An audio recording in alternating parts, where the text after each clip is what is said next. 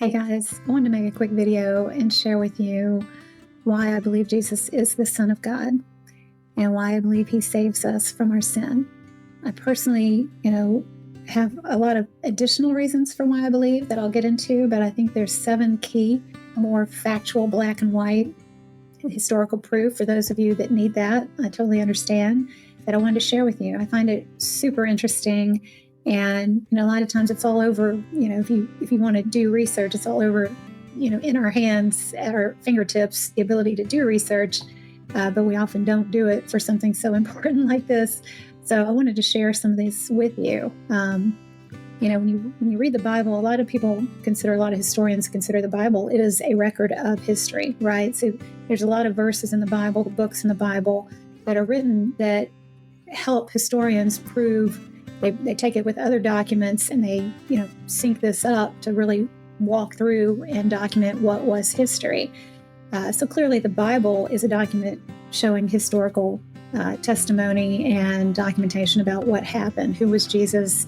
What happened to him? He died. Was he resurrected? Yes. After 3 days. Who saw him? Et cetera, et cetera.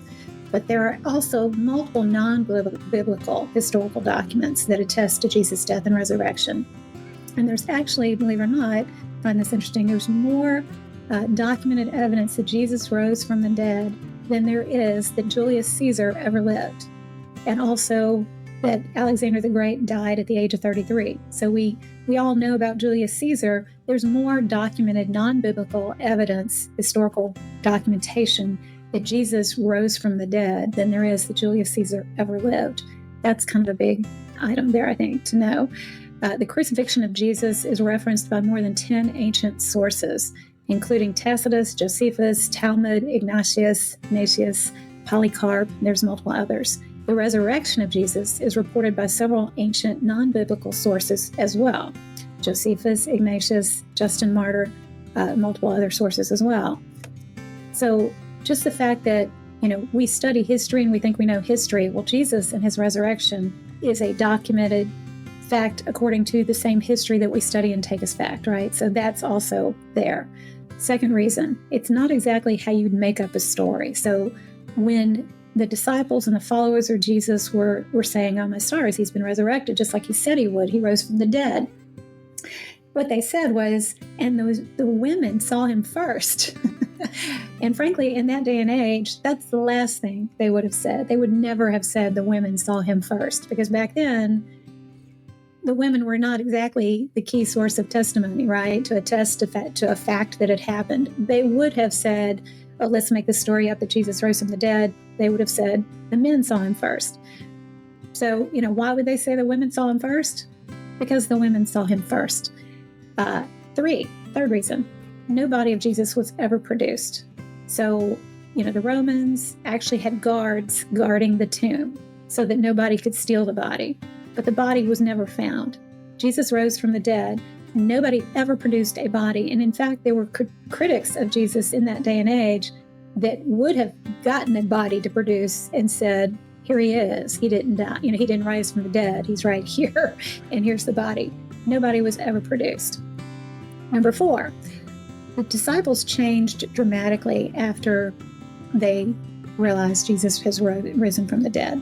The disciples, when Jesus was crucified, they fled, they ran. I think in another video I shared with you, John was the only disciple that stayed there at the cross when Jesus died. All the other disciples were out of there, man. And in fact, after Jesus died, on the 3rd day when he rose again, where were the disciples? They were hiding in their house together, freaked out and terrified. They thought they were going to get killed. Well, what happened? When Jesus appeared to them, and it documents that in 1 Corinthians 15, Jesus appears to them, they realize that he rose from the dead. What do? They all risk their lives, and they've spent the rest of their lives sharing Jesus is the Messiah. Jesus is God. Jesus came and died for you and me and saves us from our sin, and he lives today, and we saw it. They all died for saying that. So they went from terrified to willing to risk their lives because they wanted to get this message out because it was so critical and important to them. That's a huge thing. Reason 5, James, the brother of Jesus, believed Jesus was God and died for that fact, that he believed it. James, the brother of Jesus, did not believe Jesus was God when Jesus was alive. There's things in the Bible that point to the fact that James was like, whatever, you're not God. After Jesus died, it says in the Bible that Jesus appeared to James. Well, there's historical fact. Clement of Alexandria, Josephus, Hegesippus, can't pronounce that right, all say that the Pharisees killed James. They pushed him off the temple pinnacle and then beat him and stoned him to death because he believed Jesus was the Son of God. James, church historian, document the fact that James was nicknamed the Just because he followed the Mosaic law so well. He was a devout Jew. He was a law-abiding Jew.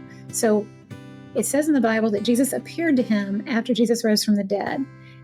And then it also goes on, historical documents say James died for the cause as a martyr for Jesus. If anybody knew whether or not Jesus was God or not, it would be his brother, his earthly brother, right? I found that pretty amazing. And then I also learned Jude, who wrote the book of Jude in the Bible, was also a brother of Jesus. So you have family members, and I assure you, if anybody's not going to believe, nobody thinks their brother is God. That's the last thing you think about your brother, right?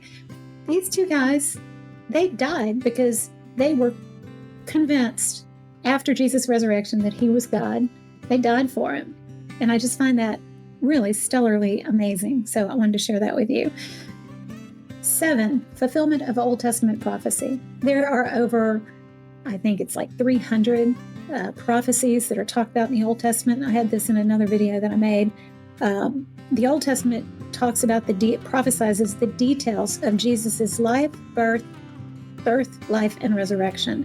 300 of those, they all came true. He's born in Bethlehem, talks about in Micah, how he would die, how he would be beaten, how he would be stabbed and blood mixed with water, how he would be buried, where he would be buried, and the fact that he would rise again. It's all prophesied in the Old Testament, and it came true in the New Testament. And there's historical documented evidence of the fact. So all of that, I hope, helps you to at least think about the fact that, wow, there's something to this. And then for me as a Christian, I actually, my own story, I did grow up in a Christian family. I did. But when I was older, I went to school overseas for a couple of years, and all of my friends, dear friends still today, flatmates, roommates, everyone, were not Christian. They were everything. They were Hindu, Greek Orthodox, Muslim, atheist, agnostic, a little bit of everything, honestly. Very few Christians, maybe 2 or 3, including me. And so I kind of went through a whole journey myself, which I won't get into all the details of, but I had to come to terms with what I believe. And I just ask that you do the same. It's worth your time to pursue, was Jesus God? I believe he is. And I believe he still lives today. And I believe we are saved from our sins because of him. He opens the door for us to have access to God the Father. Jesus says, I am the way, the truth, and the life, and no one comes to the Father except by me. I believe it. I hope you will too.